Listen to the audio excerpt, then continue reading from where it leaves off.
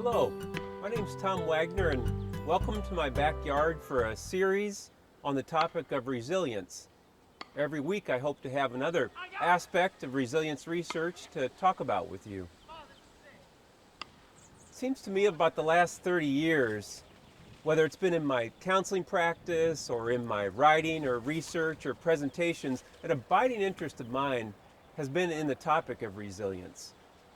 And when I've done my own research on it, it seems to me that depending on the university that's studying the topic, they come up with different definitions of it. But what it all kind of boils down to is that resilience is that concept that aims at getting at what is it in us that's able to stand back up when we get knocked down, that helps us to kind of bounce, that can be on the one hand flexible and on the other hand exercise a kind of firmness or a groundedness in the midst of hard situations.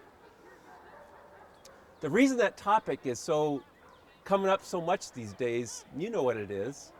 It's this challenge that's coming our way that we can see the vague outlines of it right now.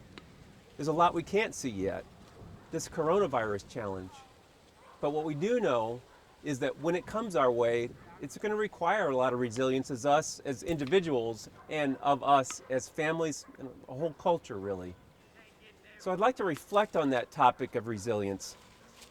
What I've noticed over the time I've been interested in this topic is that there's something in our American DNA that wants nothing more than to hear a good resilient story about a comeback kid or maybe a story like Louis Zamperini in that book Unbroken, who went through unimaginable trials but came back with some wisdom to tell us about what it takes to bounce or to make it through.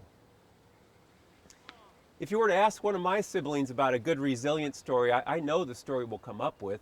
It'll be the story of my grandpa Harry, who all those years ago, his life wasn't that unusual, except just so happens on that day, I guess it would have been when he was about 12, maybe 10 years old, his dad decided that rather than be a provider for his family by going to work in the coal mine in central Illinois, Athens, Illinois, he decided that he'd go ahead and leave the family and pursue a career in misadventure, in drinking too much and carousing. So he left the family for good, which left my great-grandma Lizzie to have to raise her family on the wages a woman could earn back in those days. So she took in boarders, she did people's laundry. But something happened to Grandma Lizzie. She developed this deep resonant cough. What at the time I think they called it pleurisy. We know it as tuberculosis. And eventually it would take her life when my grandpa was 12 years old, which meant that he and his two brothers would have to leave school and he would have to work in the coal mines himself to raise money for his brothers and he to live. And so that's what he did. And if the stories are right, then on those days when the shafts got flooded with ice cold water, you couldn't take the day off work. You'd work in that ice cold water up to your chest. You know, when I was 12 years old, let me tell you that I wasn't raising money for myself and my three younger brothers. What I was doing in the 1970s was getting home from school and loading up on all the Hostess treats I could get my hands on and parking myself in front of consecutive viewing of Gilligan's Island and Partridge Family and whatever else was on TV after school. Eventually those snacks would, run their course and I'd have to get up and go get some more. And on my way to the kitchen, I'd walk past this china cabinet that held all the sacred objects of our family in it. And one of the objects that was in there was the coal lantern that Grandpa would use to light his way down in those shafts. And I would stand there as a 12-year-old myself and look at that and I'd think, what was it like for Grandpa Harry when he was 12, supporting his little brothers by going to work in a coal mine? And then pretty soon I'd remember what it was that got me to stand up to leave the TV set to start with, and I'd shake myself and I'd go get more Hostess snacks and go back and take my spot on the couch and watch more TV. You know, being someone who's had a boy and two girls of my own now, all of which have been 12 years old, I have different questions that I ask myself now.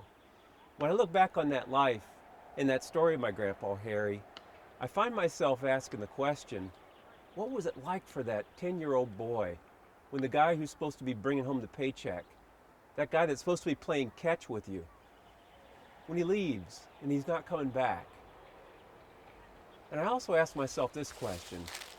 What happened with little Harry on those nights that became as dark as the coal shafts that he inhabited by day? What was that like for him? And what was it like for Harry on those nights that were that dark when there was nobody there to rock him? When you look back on a life like that, and you hear a story like that, it's not hard to resonate with that quote of Helen Keller when she said, "All the world's full of suffering." All the world's full of suffering. And if you and I were in a Baptist church and I said a thing like that, wouldn't you guess we'd get an amen to that? Anybody over the age of 50 or 60 or so, they know that. They've seen it. All the world is full of suffering. And for so many of us precociously at younger ages, we'd say amen because we know it. All the world is full of suffering. But the thing is, that story that I told you, it didn't end right there. Because that little boy I talked about who was 12 years old, a few years later, he'd meet this cute Polish girl who had a knack for cooking, and he went ahead and he married her. And together, they raised two boys of their own. And without the benefit of any kind of role model, with fidelity and affection, my grandpa raised up two boys. But that's not the half of it, because here's the kicker. Every story about my grandpa, it converges on the same point. He had this laugh that would start somewhere down in his belly, and it'd rumble up through his chest. And by the time he released it into the world, it'd rattle the silverware on your table. Seen pictures of it all over the place. His head's up, his mouth's open, out's coming that laugh. That guy with that past laughed. Harry laughed. Which brings me back to my quote from Helen Keller. All the world's full of suffering, it said, but that quote doesn't end right there. It goes, all the world's full of suffering, and all the world is full of overcoming suffering. And that's what I want to talk to you about today. Let me put that slightly different way. The great poet philosopher Guillaume Apollinaire put it like this. Come to the edge, life said, come to the edge. But we're afraid, we said. Come to the edge, life said. We came to the edge. Life pushed us, and we flew. Life pushed us, and we flew.